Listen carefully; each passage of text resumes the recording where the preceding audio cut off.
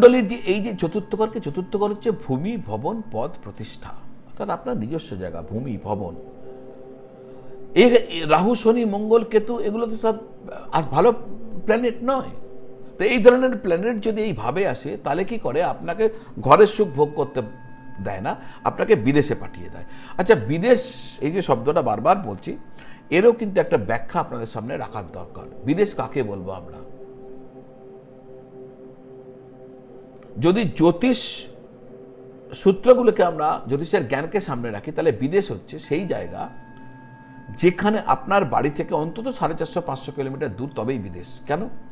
যেখানে গেলে আপনার খান পান, বোলচাল সমস্ত কিছু বদলে যায়, সংস্কৃতি বদলে যায়, খাওয়া দাওয়া বদলে গেছে, ভাষা বদলে গেছে, সংস্কৃতি বদলে গেছে, সেই জায়গাটাই বিদেশ।